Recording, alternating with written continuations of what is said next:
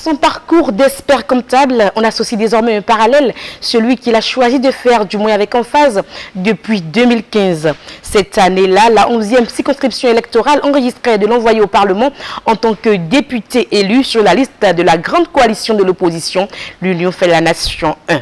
Une fois au palais des gouverneurs, ses pairs lui accordent leur confiance et en lien avec son domaine de compétences pour le hisser au poste de rapporteur général d'une commission technique emblématique, la C2, chargée des finances et des échanges. Un an après, sa formation politique devient un des caciques du régime de la rupture, ayant succédé au pouvoir de Boniaï.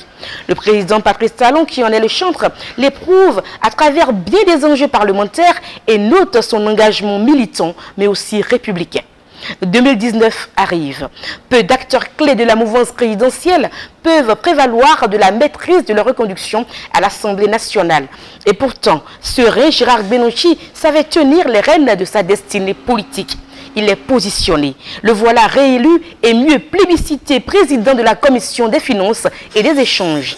Depuis, les défis s'enchaînent avec des succès plus ou moins éclatants.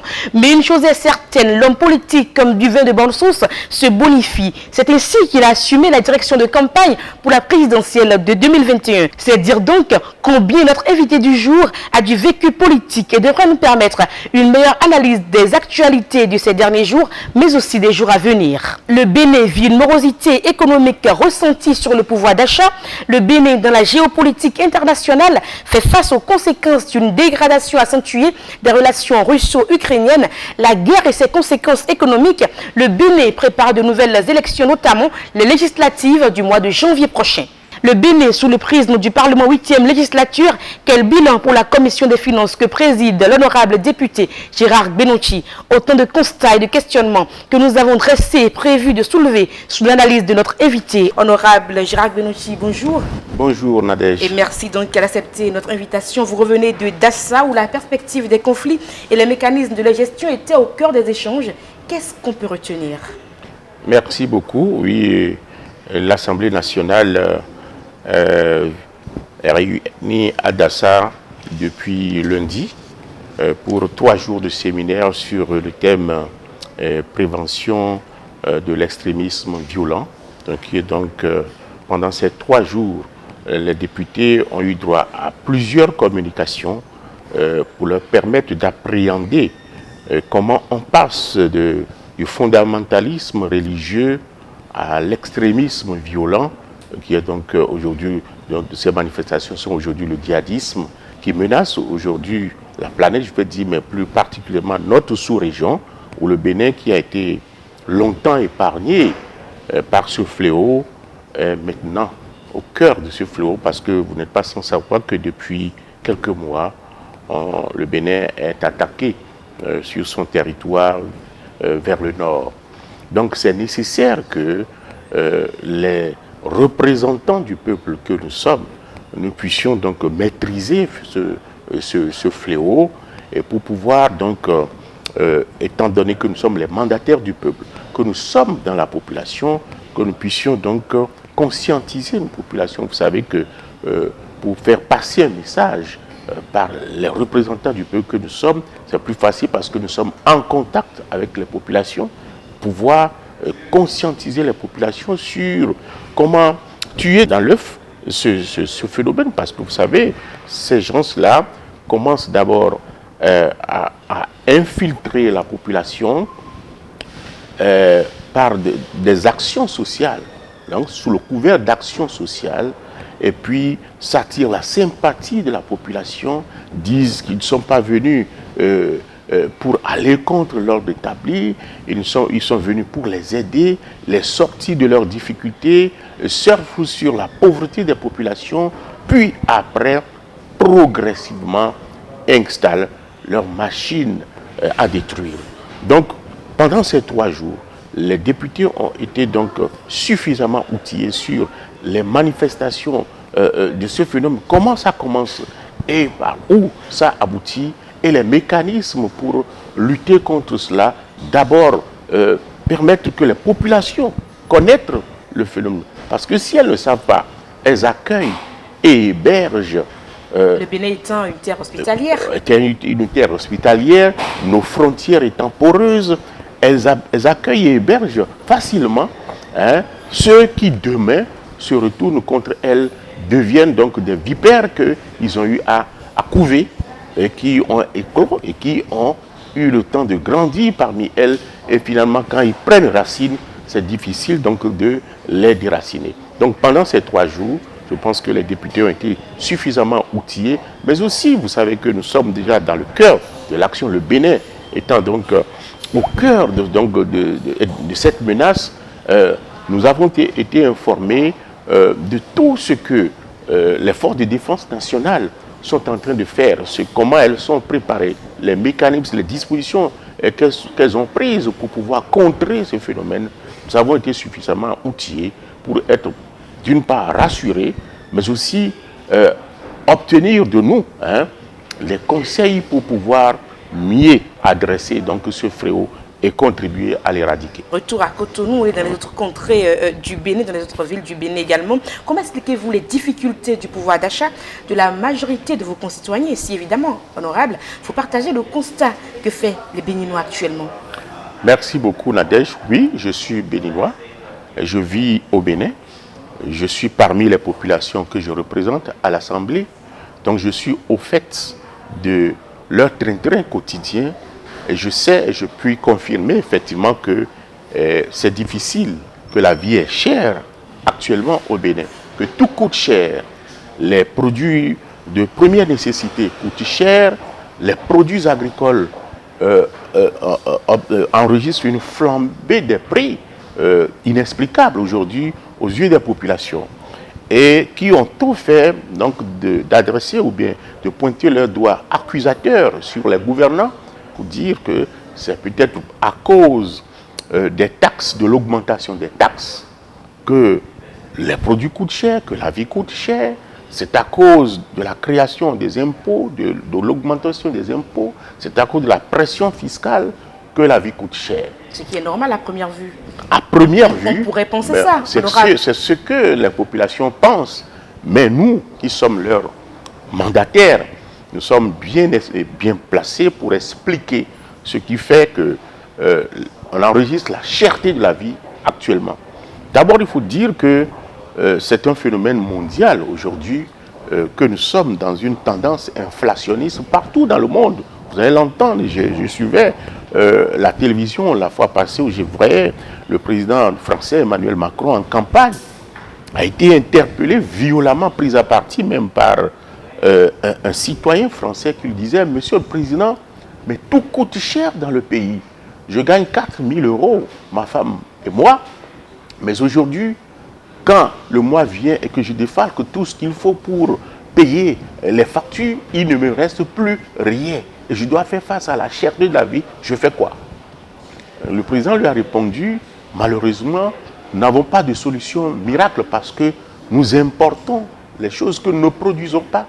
Et nous ne maîtrisons pas la flambée des prix à la production. Les choses coûtent cher et nous les achetons cher.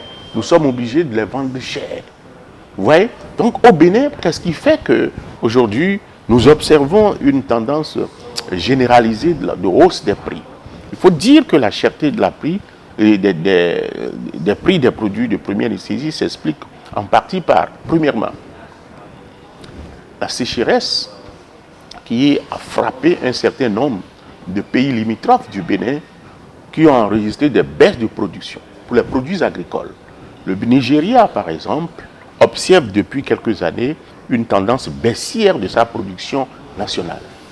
Mais vous savez que le Nigeria a le pétrole et a un fort pouvoir d'achat, peut venir acheter au Bénin le maïs 2 fois, 3 fois plus cher. Peuvent acheter ça 2 fois, 3 fois plus cher. C'est pas mal en soi parce que nos producteurs peuvent vendre leurs produits et trouver de l'argent. Mais nous sommes béninois victimes de notre boom de productivité parce que le Bénin, depuis quelques années, a de la surproduction, en réalité de la surproduction des produits vivriers. Donc les pays voisins, voyant que les produits vivriers sont disponibles au Bénin alors que chez eux, ils n'en ont pas. Nos frontières étant ce qu'elles sont, poreuses, et nous n'avons pas de mécanisme pour les empêcher. Alors, se rabattent sur le Bénin pour venir acheter, déporter, si je peux le dire ainsi, nos productions, ce qui fait que tout coûte cher. Vous avez dû voir qu'au fort moment de la Covid, où les gens criaient aussi, le gouvernement a dû prendre des mesures radicales pour bloquer la sortie des produits vivriers vers d'autres pays. Mais quand ça s'est stabilisé un peu, le gouvernement a lâché prise. Donc ça, c'est en partie ce qui justifie donc la cherté donc, de la vie, la flambée des prix des produits de première nécessité. Mais ce n'est pas que des produits que nous produisons. Il y a beaucoup de produits que nous importons.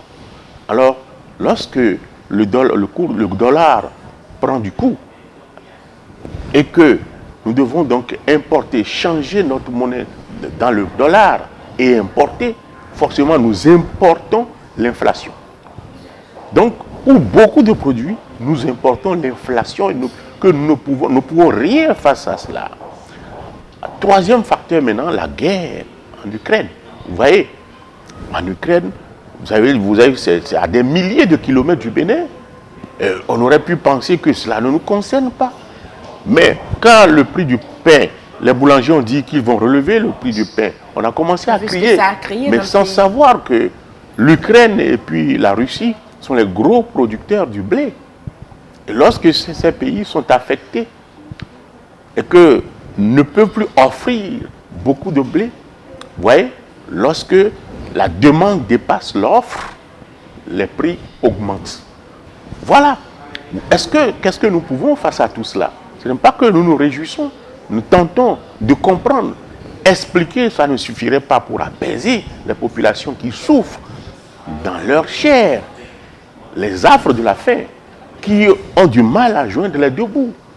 Oui, nous compatissons et nous devons compatir, mais nous devons dire que nous sommes tous embarqués dans le même navire et nous souffrons, nous allons tous au même marché. Il est vrai que le pouvoir d'achat est faible et face à cela, on voit que la vie devient dure. Mais nous devons tous nous mobiliser, non pas indexer le gouvernement qui n'a rien fait dans cela, bien au contraire, ce que le gouvernement a fait. Honorable Chirac Benoît, c'est rassurant de savoir qu'on partage le même marché, que vous ressentez la souffrance des populations béninoises. Absolument, nous partageons le même marché, nous sommes au Bénin, nous vivons les mêmes réalités que les populations, mais nous compatissons à ce que vivent les populations, mais en tant que politique, quelle est notre responsabilité? C'est d'inviter le gouvernement, même si le gouvernement ne peut pas grand-chose, quand même montrer des signaux pour montrer qu'on compatit à la douleur de la population. Et c'est ce que le gouvernement a fait récemment. Vous savez que le gouvernement de Patrice Talon a déboursé les mesures qui ont été prises pour contrer la cherté de la vie coûtent 80 milliards de nos francs pour permettre qu'un certain nombre de produits puissent voir leur prix baisser, pour être supportables pour le commerce des mortels. Donc ça, c'est des mesures conjoncturelles, mais sans oublier que de façon structurelle déjà, le gouvernement, dans son programme d'action du gouvernement, a plusieurs mesures sociales qui permettent de façon structurelle de contrer donc la cherté de la vie. Mais lorsque, de façon conjoncturelle, des événements se produisent et bouleversent tout, le gouvernement est obligé de revenir à la rescousse pour, de façon ponctuelle, adresser le problème pour permettre de supporter le choc qu'on enregistre. C'est ce qui est donc à la base donc les mesures que le gouvernement a prises récemment pour permettre que les populations supportent mieux la cherté de la vie. On ne peut pas dire qu'on va éradiquer cela, mais qu'on supporte mieux la cherté de la vie. Honorable Chirac Benoît, finalement le budget 2022 avec son cortège de mesures sociales peine à absorber les chocs auxquels fait face l'économie nationale. Bon, est-ce que c'est ça qu'il faut dire? Bon, j'ai dit tout à l'heure que dans le budget, les mesures sociales qui sont dans le budget sont des mesures structurelles pour permettre de contrer la pauvreté, pour d'adresser les difficultés des populations sur le long terme. Ils sont des projets. Le budget finance des projets qui sont logés dans des programmes. Donc c'est pour le long terme. Mais en face des difficultés ponctuelles, hein, auxquelles le budget ne va pas permettre, les mesures qui sont dans le budget, qui sont logées dans des projets, peinent donc à sortir, à être visibles, hein, qu'on concentre que effectivement ces mesures permettent aux populations de s'en sortir. Le gouvernement est obligé donc de prendre des mesures conjoncturelles, qui sont des mesures ponctuelles. Et c'est cela que le gouvernement a fait. Et j'ai dit tout à l'heure, vous êtes au Bénin, vous le savez, plus que moi aussi, vous êtes dans le monde de la communication, vous êtes informé que le gouvernement de Patrice Talon a pris un certain nombre de mesures pour permettre que le pain se vende au même prix, que permettre que certains produits, qu'on puisse les vendre à des prix que le gouvernement a fixés par région. Donc tout cela va coûter 80 milliards. Honorable Gérard Benouchi, le budget 2022 avec son cortège de mesures sociales peine finalement à absorber les chocs auxquels fait face l'économie nationale. Bon, c'est ce que vous auriez pu penser, mais il n'en est rien. Vous savez que dans le budget, il est prévu des montants par ministère sectoriel qui sont gouvernés aujourd'hui sur la base de projets, programmes. Donc, lorsque l'État leur a fait des ressources, c'est pour que ces ressources soient utilisées pour gérer des projets. Mais dont les effets peuvent se ressentir à long terme. Vous savez que le gouvernement du président Patrice Talon a opté pour le social structurel. Le social structurel. C'est ce qui se fait depuis 2016. C'est une rupture radicale avec ce qui se faisait par le passé, où dès qu'il y a un problème, on court pour aller donner 1 milliard par ici, 2 milliards par là. Bon, les gens applaudissaient, mais ça transformait les Béninois en des mendiants. Quand Patrice Talon est venu, il a dit qu'il veut plutôt un social structurel. C'est pour cela qu'on ne le voit pas distribuer de l'argent, mais l'argent est mis dans des projets qui sont pérennes, qui ne vont pas finir, qui vont permettre que tous les Béninois en profitent, mais de façon structurelle. Mais si, chemin faisant, pendant qu'on exécute ce budget, dont les effets se ressentiront à long terme, il y a des facteurs exogènes qui sont donc ponctuels, qui bouleversent tout, comme la guerre en Ukraine, comme la sécheresse qu'on ne peut pas prévoir, tout ce qu'on ne peut pas prévoir qui arrive, qui bouleverse la situation et en train de flamber des prix. Que fait le gouvernement? Tout gouvernement responsable, c'est ce que vient de faire le gouvernement de Patrice Talon, en prenant une batterie de mesures qui permettent donc d'amortir le choc de la cherté de la vie auquel font face les populations, pour permettre que certains produits de grande consommation, de première nécessité, soient achetés à des prix, bon, même s'ils ne sont pas homologués, à des prix donc fixés par région, par zone, et même pour certains produits comme le pain, imposer que les boulangers continuent de vendre le prix auquel ils le vendaient, parce que l'État subventionne en partie donc la cherté ou bien la flambée des prix du blé que nous ne produisons pas, que nous importons. Mais les pays qui le produisent, l'Ukraine, la Russie est en guerre, vous voyez ce que ça fait. Donc voilà, dire que le budget n'a pas pu permettre d'amortir le choc, c'est pas ça, c'est pas forcément son rôle si on sait qu'on a choisi, on a opté pour le social structurel, mais chemin faisant, lorsqu'on est confronté à des difficultés conjoncturelles, on a pris des mesures conjoncturelles aussi pour y faire face. C'est ça la batterie de mesures qui a été prise pour permettre que les Béninois supportent mieux les chocs de la cherté de la vie. Alors vous êtes le président de la Commission des finances et des échanges. Quels sont les grands acquis de la C2 que vous dirigez? Oui, la C2, comme on le dit, c'est la Commission des finances et des échanges, l'Assemblée nationale du Bénin. On dit C2 parce que c'est la deuxième commission dans le listing des commissions dans notre règlement intérieur. La première commission est la commission des lois, ça s'appelle C1. La deuxième commission, c'est la commission des finances et des échanges qui est la C2, dont je suis le président depuis 2019. Alors, quels sont les grands acquis? Il faut dire que le rôle fondamental de la commission des finances, c'est de traiter de tous les dossiers qui ont un caractère financier. Et le plus gros dossier à caractère financier, c'est le budget de l'État. Donc, les acquis, c'est que nous continuons de voter le budget de l'État à temps. Il ne vous est pas arrivé d'apprendre que l'Assemblée nationale a raté le vote du budget au point où le gouvernement soit amené donc, de gouverner par 12e provisoire. Ne s'est pas arrivé au Bénin.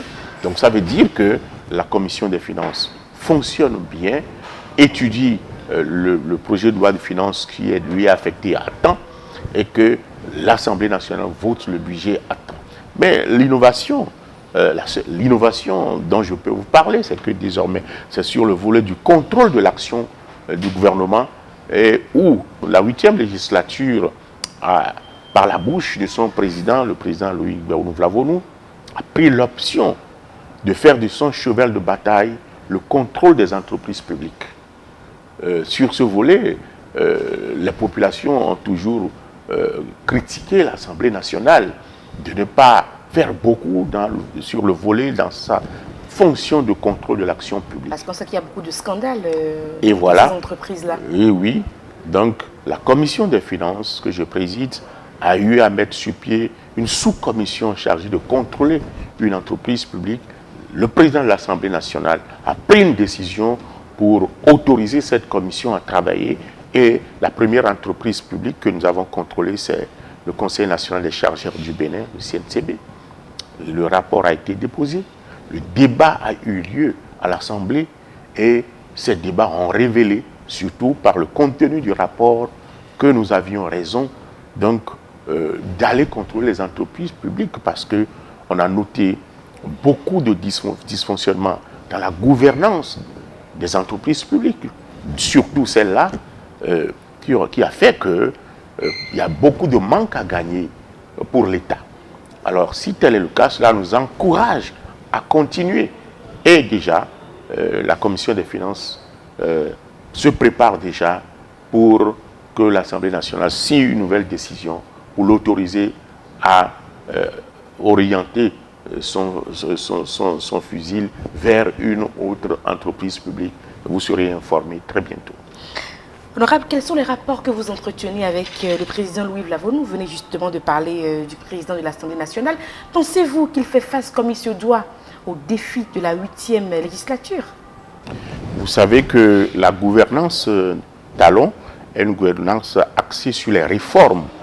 L'Assemblée nationale, même si elle est une institution de contre-pouvoir, accompagne quand même, vous le savez, l'action du gouvernement pour permettre que les Béninois puissent bénéficier donc, de cette gouvernance. Donc l'Assemblée nationale, 8e législature, s'est inscrite aussi dans la logique des réformes.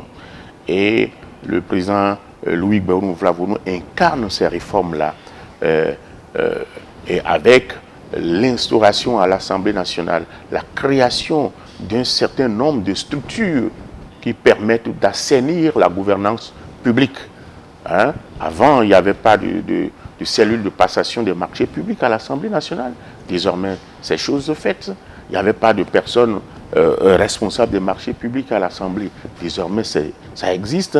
Il n'y avait pas le service de l'audit interne à l'Assemblée nationale. Désormais, ça existe. Et tout cela, c'est l'œuvre du président Louis Gbahounou-Vlavonou qui continue dans les réformes. Et je pense qu'aujourd'hui, on peut dire qu'à l'Assemblée nationale, la gouvernance publique se fait sur la base d'une éthique déontologique clairement visible et la volonté d'assainir les finances publiques est là.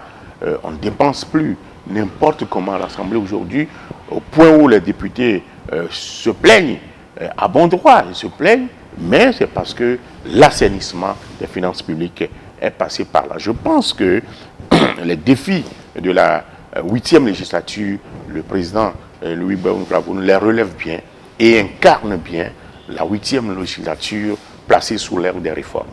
On va prendre à présent le pouls des partis politiques, honorable. Qu'est-ce qui va changer dans l'arène des partis politiques, notamment ceux de l'opposition, pour rendre les prochaines élections inclusives? Bon, ce qui va changer, je ne suis pas des partis de l'opposition. Moi, je suis membre de l'Union progressiste, qui est un parti de la mouvance présidentielle, mais je sais que l'opposition fait constamment le grief à la mouvance de faire des élections non inclusives. Mais à chaque fois, nous leur disons que ce n'est pas de notre fait, parce que nous avons tous opté pour des réformes politiques, eux y compris ceux qui sont de l'opposition aujourd'hui. Et quand les lois ont été votées pour acter les réformes, ils ont peiné à se mettre en règle de leur fait. Je continue de le dire. Donc c'est trop facile d'indexer les autres, mais ils doivent aller chercher la balle dans leur propre filet. Je pense constamment à cela, que à plusieurs reprises, ils ont manqué le coach parce qu'il leur a manqué de stratégie, parce qu'il leur a manqué de volonté d'aller réellement aux élections. Alors, pour que les prochaines élections ne soient pas inclusives, c'est que c'est en même temps ce que nous avons commencé à entendre déjà, le leitmotiv de boycott. Si une catégorie de l'opposition parle déjà de boycott, que ce n'est pas bien d'aller aux élections. Vous voyez que des gens qui se mettent dans la logique du boycott, quand ils vont boycotter l'élection, qui ne disent pas après qu'on a fait des élections non inclusives, parce qu'on est libre d'aller aux élections. Ils sont libres d'aller, ils sont libres de ne pas y aller. Mais si quelqu'un boycotte l'élection, alors demain qu'ils ne viennent pas dire qu'on a fait des élections non inclusives. Donc ce que je dis, c'est que l'opposition soit assez responsable pour savoir que les lois sont votées. Et on ne peut plus revenir sur ces lois-là. Et quand les lois sont votées, elles s'appliquent à vous de façon implacable. Dure est la loi, mais c'est la loi. Vous ne pourrez plus rien y faire. Si vous êtes démocrate, je ne parle pas d'un parti politique, mais je parle du comportement républicain, vous devez savoir que dès lors qu'une loi a été votée, fut-elle votée par une institution, une assemblée nationale que vous qualifiez d'illégitime, que vous qualifiez de godillots, de députés composés de députés godillots, de députés aux ordres, de députés nommés, vous avez beau tout dire, mais les lois sont votées par ceux-là. Et ont été donc envoyées en contrôle de constitutionnalité à la Cour constitutionnelle et le président de la République les a promulguées. Dès lors, elles ont force obligatoire et s'appliquent à tous les Béninois, qui qu'ils soient. Alors, si tel est le cas, quand on a l'esprit républicain, on se conforme aux lois de la République dès lors qu'elles deviennent lois promulguées au nom de la République, au nom des Béninois. Donc, je les invite à se mettre dans la cadence, se préparer. Nous nous préparons. Nous dans la danse? C'est pas nous n'accueillons personne. Nous allons aux élections. C'est la Sénat qui invite les gens, les partis politiques à déposer les dossiers. Nous allons déposer nos dossiers. Bon, s'il y a des gens qui déposent, ils deviendront nos adversaires. Et nous allons compétir sur le ring dans le règle de l'art. Nous sommes en politique, mais nous allons pas nous détruire, nous autodétruire, mais nous allons compétir dans les règles de l'art et le meilleur l'emportera. Ce serait un plaisir pour nous de ne pas compétir seuls, mais que nous ayons des compétiteurs aussi en face, afin que, quand on aura gagné, qu'on soit fiers qu'on les a battus légalement. Nous rêvons donc d'une prochaine Assemblée nationale qui ne vont plus qualifier de monocolore, mais que l'opposition vienne.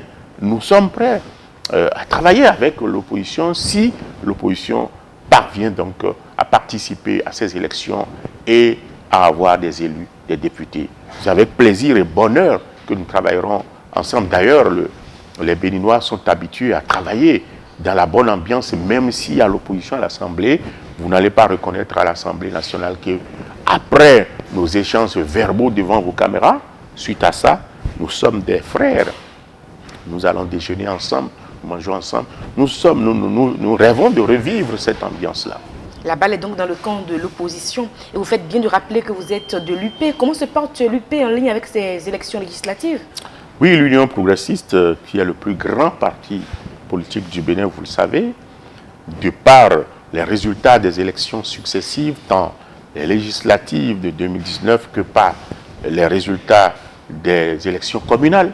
L'UP est le plus grand parti politique du Bénin qui contrôle l'Assemblée nationale, mais qui contrôle la majorité des communes du Bénin. Alors, nous pensons que nous allons rééditer cet exploit en 2023 et nous nous y préparons déjà, d'autant plus que nous sommes structurés, un parti structuré, un parti où il y a beaucoup de compétences, où on est organisé, on est sur le terrain, mais nous ne sous-estimons pas la force de l'opposition.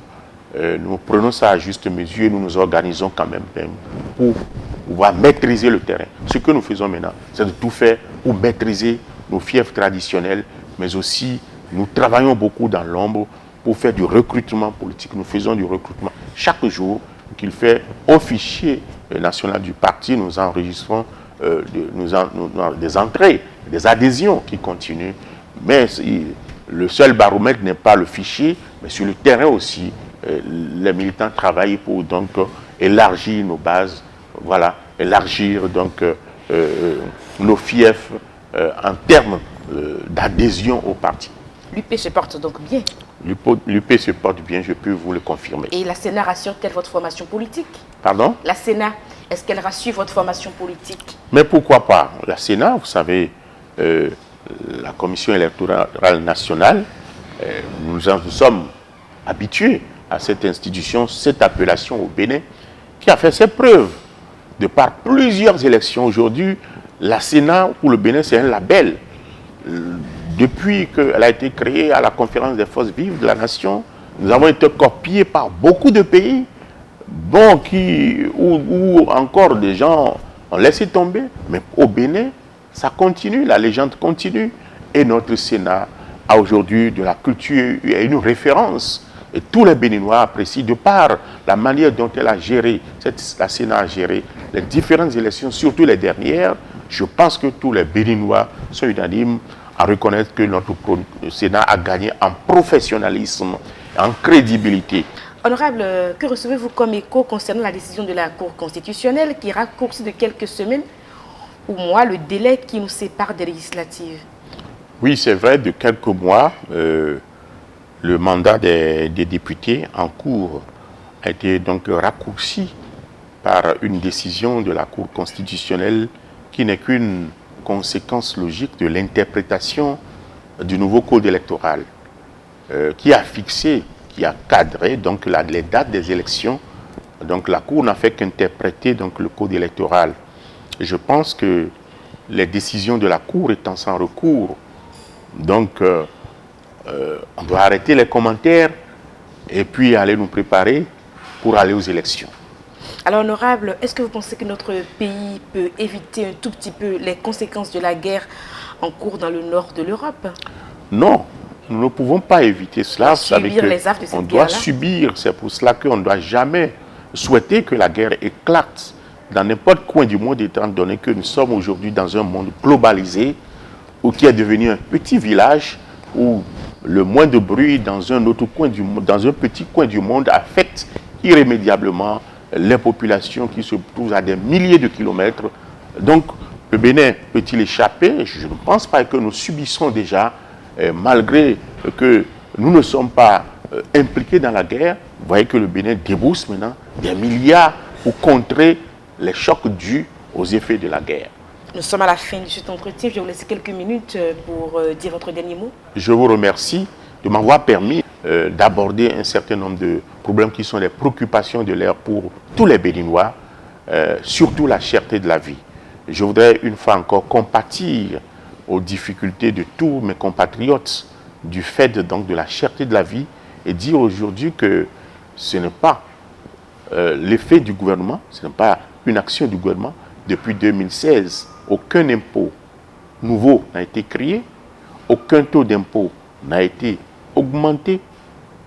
Bien au contraire, le gouvernement travaille pour l'élargissement de l'assiette fiscale et non pas pour l'augmentation des impôts. Permettre que ceux qui ne payaient pas d'impôts payent, mais pas pour que ceux qui payaient payent plus. Non. Mais la cherté de la vie aujourd'hui n'est pas du tout due à la pression fiscale, non. Selon les critères de convergence de l'UEMOA, le taux de pression fiscale peut être aller jusqu'à 20% du produit intérieur brut, mais le Bénin est aujourd'hui autour de 11%. Ça veut dire que nous n'avons pas de taux élevé de pression fiscale. Les causes de la cherté de la vie sont ailleurs, je les ai citées. Nous sommes tous embarqués, alors soudonnons les coudes pour souhaiter que rapidement les effets de cette crise mondiale puissent être conjugués au passé. Je compatis aux douleurs de tous les Béninois. Honorable Gérard Gbenouchi, merci d'avoir accepté notre invitation. Je rappelle que vous êtes député béninois, vous êtes donc à l'Assemblée nationale, vous êtes le président de la commission en charge des finances et des échanges. Merci à vous.